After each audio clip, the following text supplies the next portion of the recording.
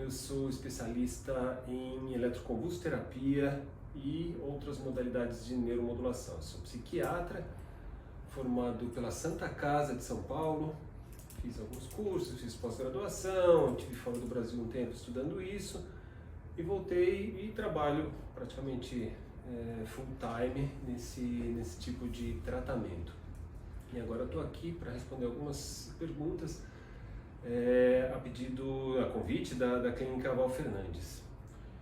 Doutor, minha primeira pergunta é o seguinte: neuroestimulação, ela é uma terapia relativamente nova. O senhor poderia contar um pouco sobre ela? Então, assim, o que a gente chama de neuroestimulação ou neuromodulação atualmente abrange um conjunto de técnicas, desde as mais modernas até técnicas que não são tão modernas assim, como por exemplo a eletroconvulsoterapia, que é o antigo eletrochoque, o famoso eletrochoque. Foi na verdade a primeira técnica de modulação, de neuromodulação cerebral, que tem todo um histórico, tem todo uma ideia, todo um estigma que acabou carregando por determinados motivos que a gente pode até conversar depois, mas foi a primeira técnica de neuromodulação criada. E mais recentemente outras técnicas começaram a surgir. A mais utilizada, a mais conhecida além da ECT, da eletroconvulsoterapia, é a técnica chamada estimulação magnética transcraniana. Essa é uma técnica também para tratamento de alguns transtornos mentais, especialmente depressão, e que já tem uma aprovação do Conselho Federal de Medicina no Brasil, já é também aprovada e utilizada em outros países, como Estados Unidos e muitos países da Europa. E então, assim, essas duas são as técnicas de neuromodulação mais utilizadas. Existem outras que são mais experimentais, desde coisas muito invasivas, como por exemplo a estimulação cerebral profunda, em que se fazem dois furos mesmo no crânio, se colocam eletrodos dentro do cérebro e fica com marca-passo, estimulando algumas regiões do cérebro.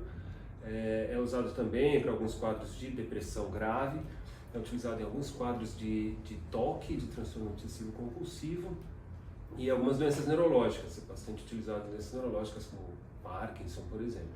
Então, essa é a estimulação cerebral profunda. Então, você estaria num extremo do mais invasivo de todos. E no outro lado do espectro está técnicas mais simples, como por exemplo a estimulação por corrente contínua. Essa é uma estimulação elétrica também, mas é uma estimulação de baixa intensidade, de baixa amperagem. Então a pessoa fica acordada, se colocam alguns eletrodos e fica aquela estimulação, aquela corrente que a gente chama de corrente contínua, estimulando determinadas regiões do cérebro. É uma técnica também experimental, que tem sido utilizada para tratar depressão, alguns quadros de ansiedade, algumas outras coisas. Então esses seriam os dois extremos. E no meio estariam aí a estimulação magnética, mais para o lado da coisa mais simples, sem dor, e a eletroconvulsoterapia, conhecida como ECT, que aí já precisa, um pouco mais invasiva, precisa de anestesia geral, precisa ser feita no hospital, então assim, ela precisa de alguns cuidados especiais porque ela realmente é um pouco mais intensa. O intuito é agir sobre os neurotransmissores? Como funciona? Então, o funcionamento dessas técnicas é bastante interessante, porque a gente não sabe a fisiopatologia das doenças mentais, ninguém sabe direito. Então, tudo que se fala sobre medicações, por exemplo, que aumenta a serotonina, inibe a recaptação de serotonina, aumenta a serotonina e melhora a depressão, isso são teorias para tentar explicar o mecanismo de ação das medicações, porque ninguém sabe exatamente o que acontece, nem na depressão, nem na esquizofrenia, nem no TOC, nem em transtornos de ansiedade, você tem uma ideia geral. Então, assim, essas técnicas de modulação cerebral, elas são muito empíricas, então, são coisas que foram testadas, funcionaram, e a partir daquilo se tenta entender o mecanismo de ação. Então elas fazem várias coisas, elas mexem em neurotransmissores, como as medicações, mas elas também mexem em ritmos cerebrais, coisas que são menos estudadas, né? Como se fossem marca-passos cerebrais que são regulados através dessas técnicas. E além disso elas induzem a produção de substâncias que são conhecidos como fatores neurotróficos, que são fatores que aumentam a força neuronal, induzem o que a gente chama de neurogênese, criação de novos neurônios, e isso provavelmente está muito implicado também no mecanismo de ação dessas técnicas, porque a gente sabe que, por exemplo, na depressão, em alguns outros quadros de doença mental, existem atrofias em determinadas regiões do cérebro que são revertidas através dessas técnicas. O senhor se interessou por essas técnicas a partir de quando? Olha, o meu interesse nisso surgiu quando eu estava na residência médica. Isso foi em 1992. E antes de eu entender o que era, eu vi o resultado. Então isso para mim foi uma coisa muito boa, porque eu vi a técnica sem nenhum tipo de preconceito, eu não sabia nada a respeito. Eu vi uma paciente que estava com um quadro que a gente chama de catatonia, uma paciente que ficava parada, sem se mexer, sem contato nenhum, sem falar, olhando para o infinito, parecia como se estivesse paralisada mesmo. E eu tentava conversar com ela, era uma coisa nova para mim, né? Esse quadro é descrito como catatonia. E eu achei estranho. Depois de uma semana eu voltei e ela estava conversando comigo. E eu falei, nossa, o que fizeram? Que mágica fizeram? Que uma semana depois essa é outra pessoa. Ah, ela fez a ECT, a eletroconvulsoterapia. Eu preciso entender esse negócio, eu preciso aprender isso aí. E aí comecei a ter contato, comecei a estudar um pouco mais, atendi alguns pacientes, comecei a fazer eu mesmo, né, na residência, aplicar, e desde então nunca mais parei, né? Desde essa época, aí a partir de alguns anos, depois da residência, fui fazer pós-graduação, e então eu fui para a USP, e na USP tinha um serviço de eletroconvulsoterapia muito bem estruturado, que é onde eu comecei a me aprofundar mais, comecei a trabalhar nesse serviço e fiquei por lá ao longo de 12 anos, atendendo bastante pacientes. Então assim, a ECT está desde o começo da minha carreira de psiquiatra. Quando surgiu a estimulação magnética, que foi alguns anos depois, isso já próximo do ano 2000, 1998 mais ou menos, aconteceu comigo o que aconteceu com muita gente que trabalhava com ECT. A estimulação magnética era uma máquina também que estimulava o cérebro de uma forma bastante misteriosa e interessante e que surgiu como um possível substituto da ECT. Então foi, puxa, quem sabe agora a gente não precisa realmente usar a eletricidade para tratar os pacientes, mas a estimulação magnética pode ter o mesmo efeito. Então muita gente que fazia ECT se interessou pela estimulação magnética, começou a pesquisar e aí, claro, a gente viu rapidamente que a estimulação magnética não tinha o mesmo grau de eficácia que a eletroconvulsoterapia. Então, para depressões mais graves, para depressões mais profundas, para quadros de catatonia, a estimulação magnética realmente tem uma eficácia mais limitada. Mas para depressões mais leves, de leve para moderada, que não são muito crônicas, não são muito refratárias aos remédios, ela é bastante útil. Então foi o segundo tratamento que eu comecei a me interessar. E atualmente eu trabalho com essas duas modalidades, assim, na clínica diária, e estudo as outras que ainda são consideradas experimentais, então eu estou ainda aguardando mais dados para começar a utilizar na clínica. Quais são as experimentais? As experimentais principais são a estimulação por corrente contínua, então a estimulação, nome completo assim, né, estimulação elétrica por corrente contínua, que é um aparelho mais simples, barato e tem essa vantagem, né, da simplicidade e do custo, ao contrário, por exemplo, de um aparelho de estimulação magnética que é bastante caro, né, mesmo um aparelho de ECT que é bastante caro, e o aparelho de estimulação magnética precisa de um preparo muito grande do operador, enquanto que a estimulação por corrente contínua é bem simples, então teria essa vantagem do custo, da simplicidade e de não ter praticamente nenhum efeito colateral. Então, por ser um tratamento mais leve, em alguns casos está se estudando até a autoaplicação. A pessoa leva o aparelho para casa e se autoaplica com aquela corrente, com aqueles eletrodos. Então isso é um dos tratamentos experimentais que estão sendo feitos. E por outro lado, aquele que eu falei, né, no outro extremo, que é aquele que tem que fazer uma neurocirurgia mesmo. Tem que fazer todo um estudo de anatomia individual, com ressonância magnética, para ver onde vão ser colocados os eletrodos, e aí sim, são colocados dentro do cérebro mesmo, e aquele aparelhinho ele fica estimulando o tempo todo aquelas regiões do cérebro. Então esses são os que são ainda experimentais, usados para alguns casos. A formação, as técnicas, imagino que exigem uma longa formação, ou não necessariamente? Não, elas exigem.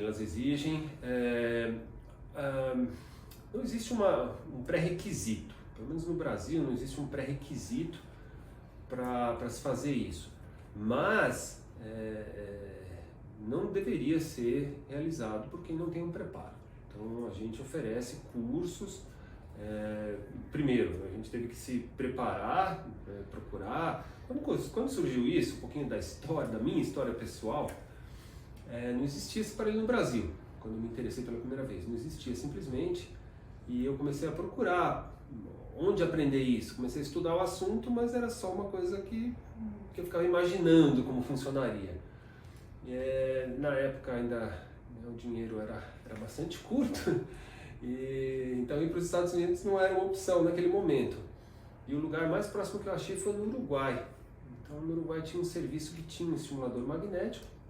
Então eu fui estudar lá e tive meu primeiro contato com o aparelho lá, e realmente aí vi que aquilo ali tinha futuro, que aquilo ali me interessava e que eu realmente ia investir naquilo, né? Então depois voltei, realmente foi meu doutorado foi sobre isso. A gente conseguiu importar o primeiro aparelho aqui no Brasil para fazer os estudos lá na USP, e disso surgiram as primeiras teses.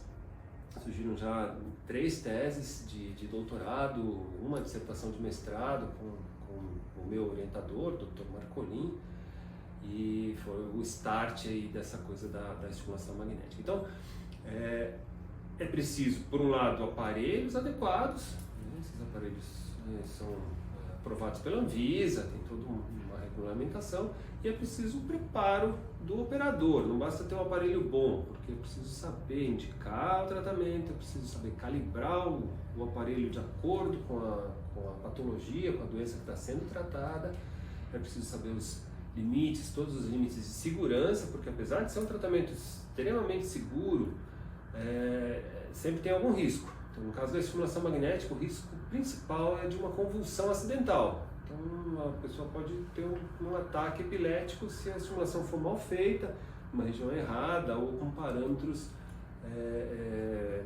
mal calibrados. Então, assim, existe realmente um preparo, e também um preparo para atender as complicações. Caso aconteça uma convulsão acidental, a pessoa tem que estar preparada para lidar com isso, né? Então, no caso da eletroconvulsoterapia também, precisa de uma formação bastante adequada. Ela é feita sob anestesia geral, então é preciso a presença de um anestesista geral, de um anestesista, desculpe, que vai fazer, precisa ter experiência nisso, né, ter aprendido a fazer, e o psiquiatra que vai fazer também a calibragem dos aparelhos, que vai determinar a carga individual para o paciente, que vai ver se a reação cerebral foi adequada ou não, se vai analisar o eletroencefalograma que a gente faz durante a sessão. Então, assim, são técnicas que exigem um preparo, apesar de não ter uma exigência oficial e nenhuma formação em eletroconvulsoterapia, formação em estimulação magnética transcraniana. Isso não existe oficialmente, infelizmente. É preciso um preparo, e é provável que em algum tempo já a Associação Brasileira de Psiquiatria comece a ter uma exigência mesmo de uma licença, de um preparo mínimo para que se realizem esses tratamentos. Nesse tempo que o senhor foi para o Uruguai, nós estamos falando de que ano? Isso foi em 1998. Fiquei lá pouco tempo, umas 2 semanas, mas foi bastante intenso. Então, o médico que me recebeu lá, o Dr. Gabriel Savi, ele realmente foi bastante atencioso e me deixou mexer no aparelho, me ensinou, me deixou atender pacientes. Assim, foram 2 semanas intensas em que realmente eu aprendi muita coisa a respeito. O Dr. Gabriel atualmente veio para o Brasil, ele mora no Brasil, em Botucatu, é psiquiatra também, e veio junto com a esposa e já está há muitos anos aqui no Brasil. Então, inverteu a coisa depois de algum tempo. E de 1998 para cá, tanto no ponto de vista da aplicação da terapia como do próprio desenvolvimento das técnicas de aplicação, quais foram as principais diferenças? Então, nessa época ainda não se sabia direito quais o melhor lugar para se estimular o cérebro, quais eram os limites de segurança ainda estavam sendo definidos, a combinação de parâmetros adequada. Então os estudos estavam incipientes. Então, por exemplo, o meu estudo, que foi o que acabou virando minha tese de doutorado, foi uma comparação da estimulação magnética com a eletroconvulsoterapia. Exatamente uma comparação, um ensaio clínico, comparando os dois tratamentos. E nesse ensaio, especificamente, os tratamentos foram bastante equivalentes. Não foi uma eficácia muito alta em nenhum dos dois, porque era uma população muito refratária, mas foi bastante equivalente, o que deu bastante esperança e fez com que a gente continuasse a pesquisar e a estudar esse assunto, né? Logo se viu que era para depressão realmente que era a principal indicação. Se tentou a estimulação magnética para outros transtornos, mas muitos sem uma eficácia muito grande.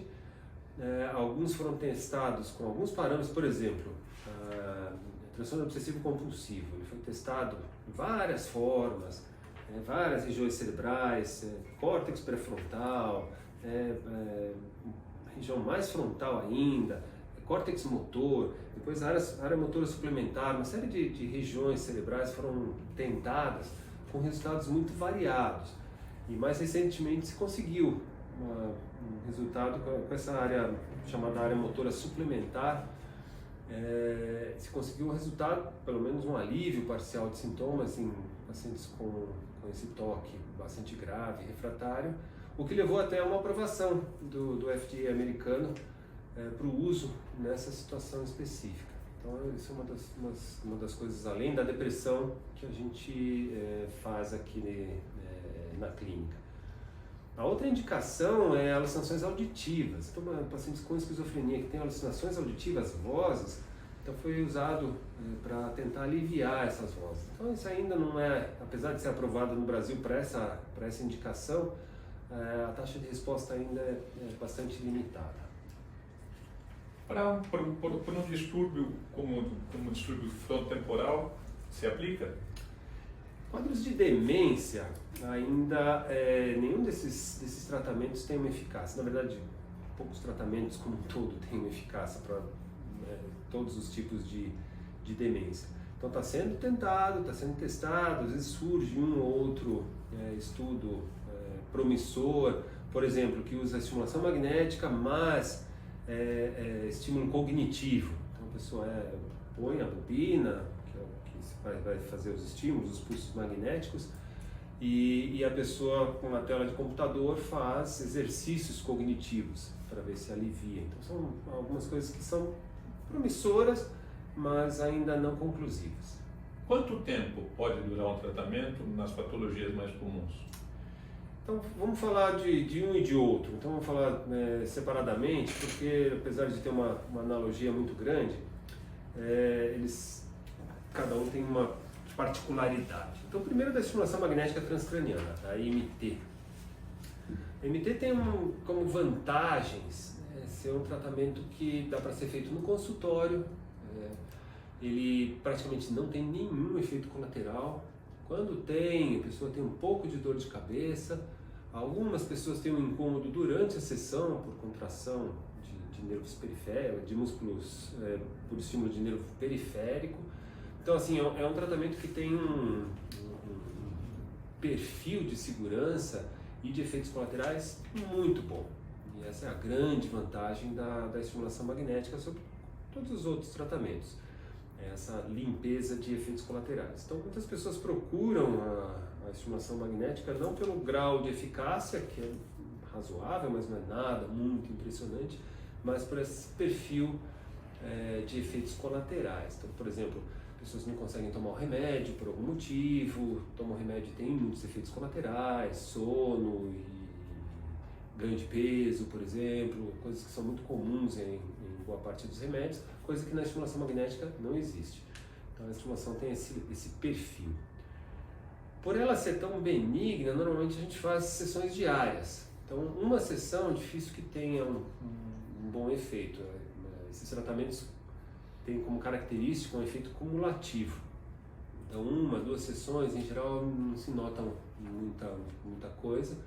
É preciso fazer aí de 5 a 10, pelo menos 10 sessões, em geral diárias.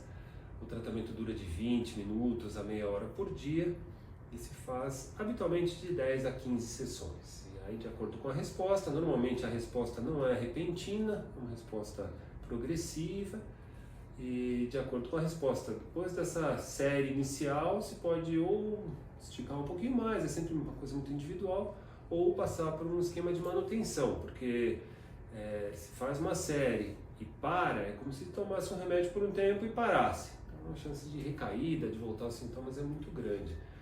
Então normalmente a gente faz essa série e para as pessoas que melhoram, a gente começa um esquema de manutenção que é um espaçamento progressivo, em geral uma sessão por semana, por algumas semanas, depois uma sessão a cada 2 semanas, depois uma sessão por mês. Algumas pessoas fazem uma manutenção a longo prazo mesmo, em média uma sessão por mês, como prevenção de recaída e para manter a sua melhora. Então esse é o esquema básico para estimulação magnética transcraniana, a EMT.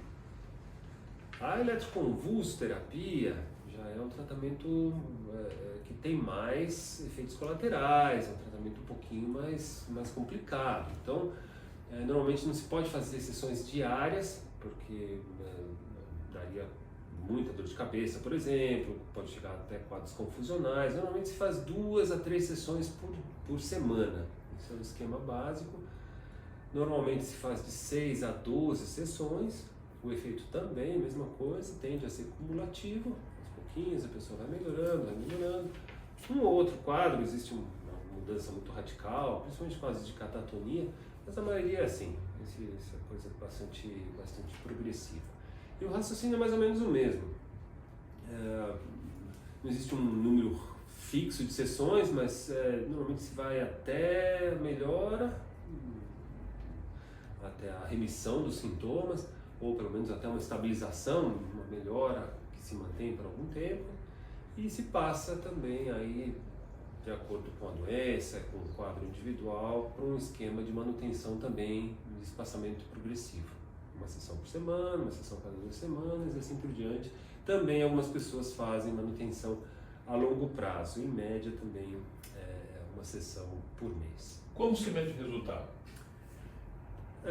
Normalmente a psiquiatria, a maioria desses transtornos psiquiátricos, não existe um exame laboratorial, não existe um exame de imagem, não existe nada um exame funcional. Então, às vezes as pessoas pensam, uma ressonância magnética funcional, um eletroencefalograma, uma cintilografia do cérebro. Infelizmente, esses exames podem dar algumas alterações, mas são extremamente inespecíficas, então não servem nem para fazer diagnóstico e nem para avaliar a melhora. A melhora em psiquiatria é o que a gente chama de melhora clínica. Então, é pela descrição dos sintomas do paciente, pelo comportamento do paciente observado por familiares, por pessoas que estão próximas e pela própria avaliação clínica do psiquiatra. Então a gente avalia uma série de sintomas. As depressões, apesar de a gente chamar tudo de depressão, as depressões elas se manifestam de formas diferentes em pessoas diferentes. Algumas pessoas têm insônia, perda de apetite, outras não, outras têm hipersonia, dormem demais, aumentam o apetite. Então, cada pessoa, cada depressão se manifesta de uma forma. Então, é preciso ver como aquela pessoa manifestou sintomas e a partir daquilo ali se consegue avaliar a melhora após as sessões. O plano de saúde e SUS ajudam no custeio dos tratamentos? Puxa vida, então nós vamos entrar num campo um pouco complicado. O SUS, né, os serviços públicos, eles tem uma postura muito negativa com relação a ECT. Então, isso é uma coisa que a gente tem que saber, talvez por questões históricas, pela má utilização do tratamento no passado, por qualidade de hospitais psiquiátricos do passado, aqueles grandes manicômios que, assim, a qualidade da saúde mental era muito ruim, então se ligou muito a essa qualidade ruim de saúde mental e esse mau uso da ECT, o ECT sendo uma coisa ruim e sendo uma coisa negativa. Então, o SUS não paga ECT, os serviços públicos não oferecem ECT, isso é um assunto já há muitos e muitos anos se discute, se tenta, Associação Brasileira de Psiquiatria, todos os médicos tentam que o SUS ofereça isso, porque as pessoas mais que precisam, né, do serviço público, elas não têm essa opção. Elas basicamente não têm essa opção, com raras exceções. As exceções são o Hospital das Clínicas, aqui de São Paulo, por exemplo, que por ser um hospital universitário, oferece esse tratamento, sabe que funciona, sabe que é necessário, mas não recebe nada em troca. Assim, o SUS propriamente não paga o tratamento. Então é feito gratuitamente de ambas as partes, vamos dizer assim. E com isso, não dá conta de atender todos os pacientes. Existe uma lista de espera, uma fila enorme para atendimento no Hospital das Clínicas para receber o ECT. Alguns outros serviços públicos, também em geral universitários, às vezes não tem um serviço de ECT propriamente, mas tem um aparelho e fazem a aplicação em alguns casos muito graves, usam no centro cirúrgico e fazem um ou outro paciente, não de uma forma mais sistemática, mas tem, por exemplo, a Unifesp, o Hospital São Paulo, um lugar que se faz bastante é o Hospital de Servidor Público Estadual. Então, são algumas ilhas de serviços públicos, geralmente universitários, que também oferecem de uma forma mais limitada o tratamento, mas oficialmente esse tratamento não existe no SUS. Os planos de saúde já são uma situação um pouquinho mais variada, então depende do estado, depende do plano de saúde. Então, no momento aqui em São Paulo, que oferece, que paga, vamos dizer assim, diretamente, só existem 2 planos de saúde, que são a Umint e que é a Prevent Senior. São os 2 únicos que, né, o paciente, se tiver indicação, vai fazer e o plano vai cobrir. Outros planos de saúde, eles vão cobrir o tratamento conforme o plano e algumas vezes por via judicial. Os pacientes acabam entrando aí porque precisam do tratamento e não tem como pagar, e tem um plano de saúde e tentam por essa via judicial, muitas vezes conseguem que o plano pague. A estimulação magnética, essa realmente ela não é oferecida em nenhum serviço público até onde eu tenho a notícia. Mesmo no Hospital das Clínicas, onde é feita a estimulação magnética, ela é só particular ou só dentro de um projeto de pesquisa. Se a pessoa for participar de algum tipo de pesquisa que envolva a estimulação magnética, aí não tem nenhum tipo de custo, mas ele não é oferecido para usuários do SUS.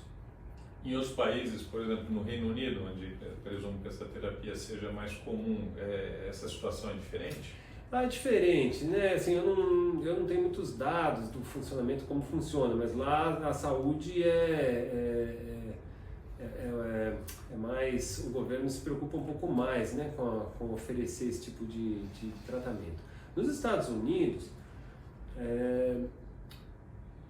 também é muito limitado, assim, os planos,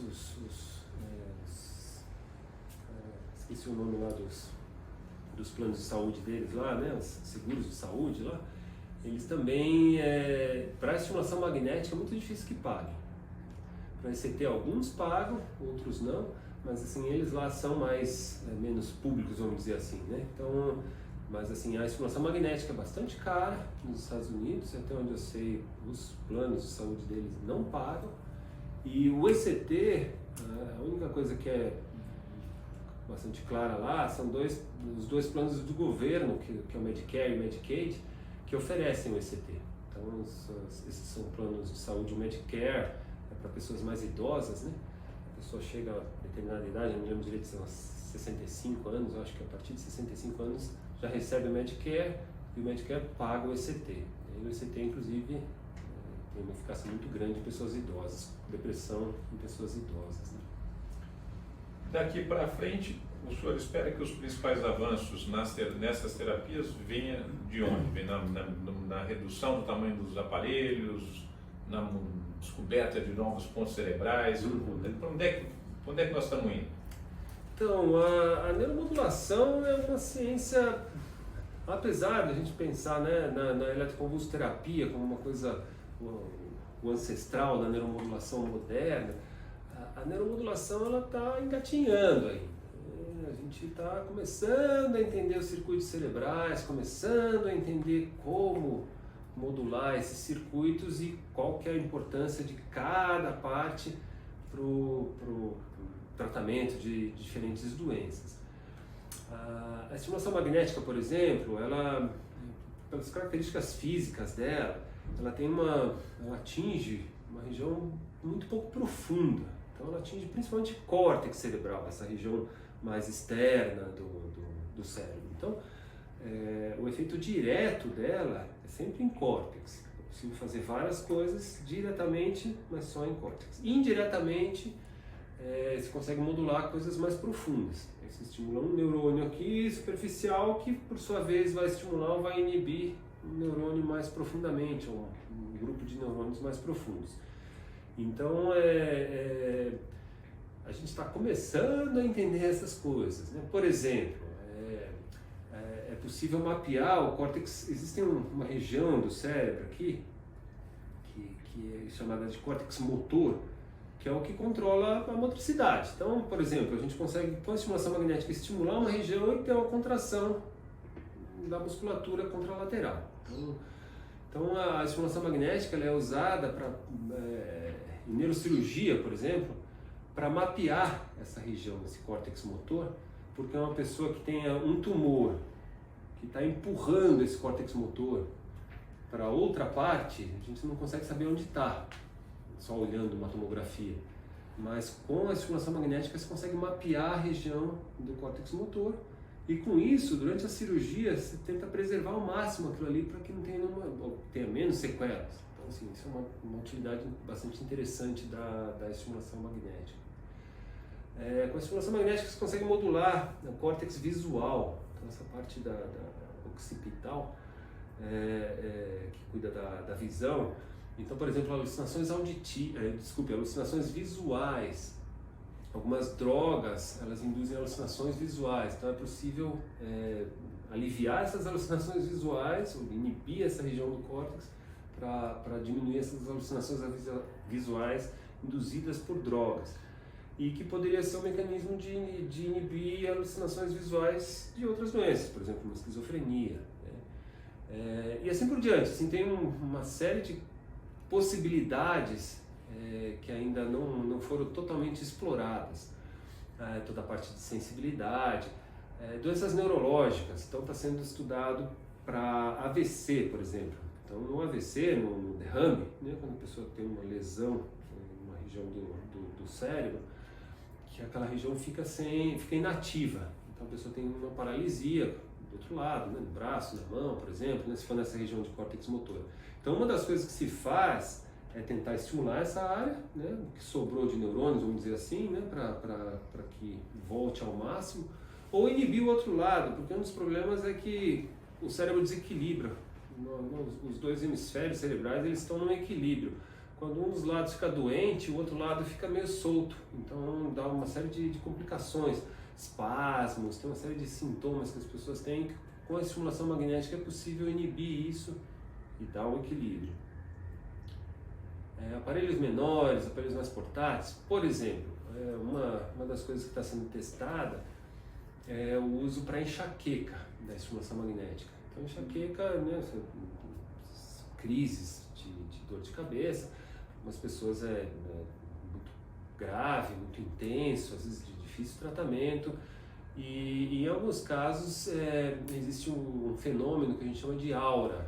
A pessoa tem algumas sensações, né, às vezes algumas visões, que ela sabe que ela vai ter a crise de enxaqueca logo em seguida.